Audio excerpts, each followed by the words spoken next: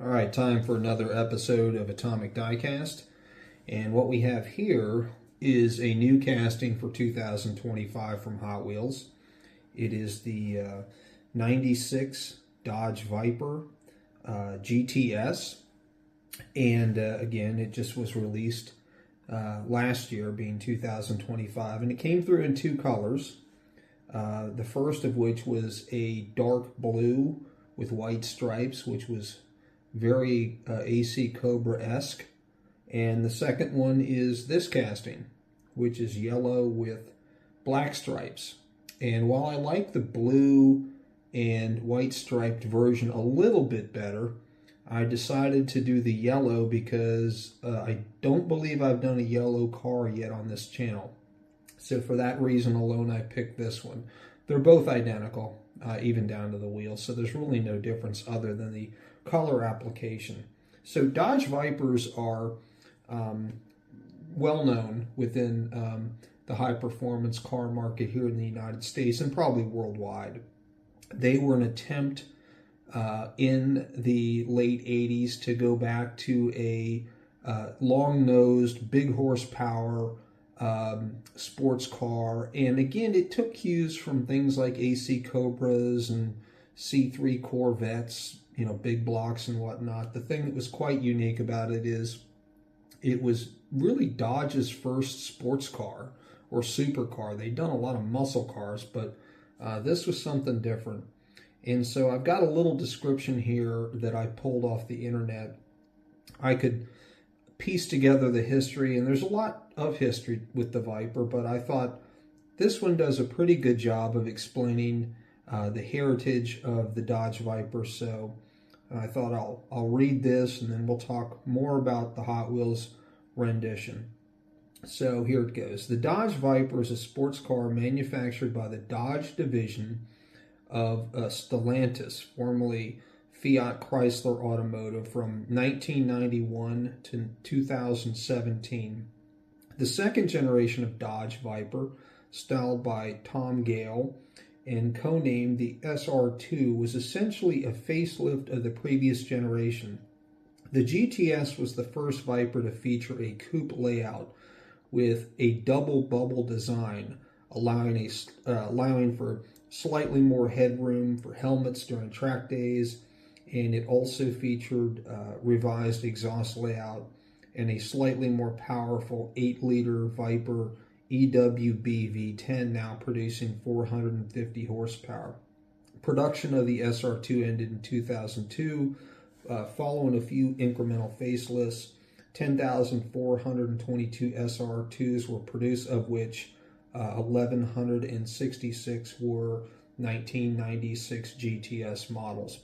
So the Viper, when it first came out, and I'll explain the double bubble in a minute, it had a flat window in the back with a downward sloped roof line set on either side of that flat window. And they had T-tops or a removable center section similar to a Corvette, and there just wasn't a lot of headroom with them. And this double bubble design that they came up with was basically to keep the front windshield at about the same angle, but then create a sloped rear window in the back. And the GTS that we're showing here did not have any removable hood, or I should say roof pieces. And it's interesting because Corvette did something similar with their C3s in the late 60s. They had the hardtop coupe models had a flat rear window and a sloped side panel set on each side. And then in the 70s, they went with a bubble back window. I don't think it really gave the driver a whole lot of headroom, but it allowed you to put more behind the seat. And Dodge did something similar here, and hence the name, the double bubble. Power output again on this one was pretty high. They eventually got up to, I think, 650 horsepower around 2017, and they had some special edition ones that were even, I think they were actually co-branded with performance shops that made even higher outputs than that. But they were a really fast car, more of a straight line vehicle. They weren't as good on a track, a handling track that is, compared to, say, a Vet or a Ferrari. They tended to be a little bit nose heavy and the back end would come around on them, but they did pretty well for all that said. So Hot Wheels, you know, I think they did a good job with this. It's a basic mainline casting, nothing really special. They did 5 SP wheels on both the blue and yellow version.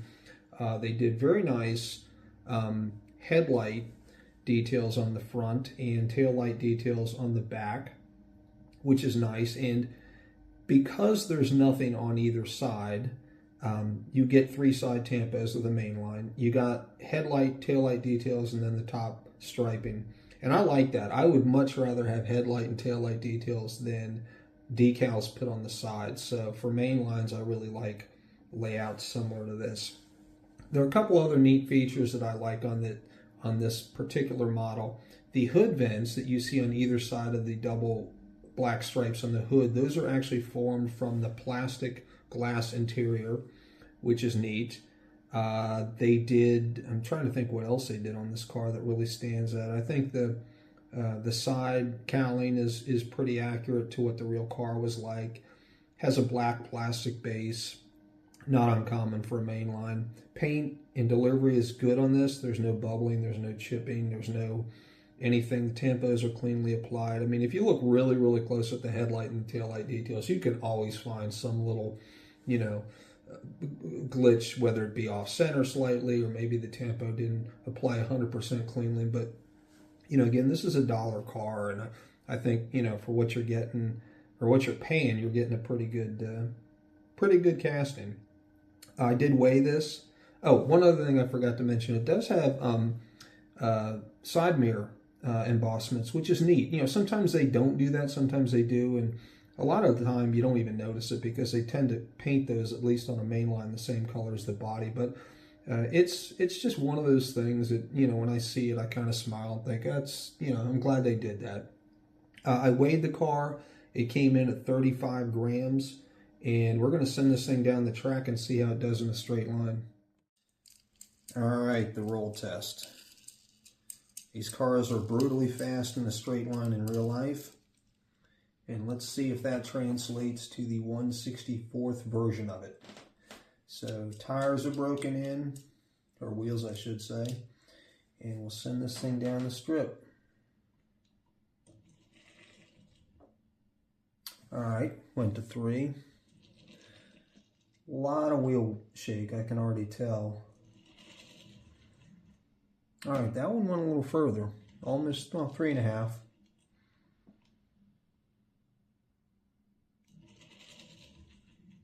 3.5 again. Pretty good. A little better than average. It didn't quite make it to 4. I was kind of hoping it would, but all in all, a really neat casting. I hope if you like this, you can find one in the store, maybe the blue or yellow version or both. And if you do, I recommend you pick them up. And in the interim, please be sure to like, share, and subscribe. Thank you.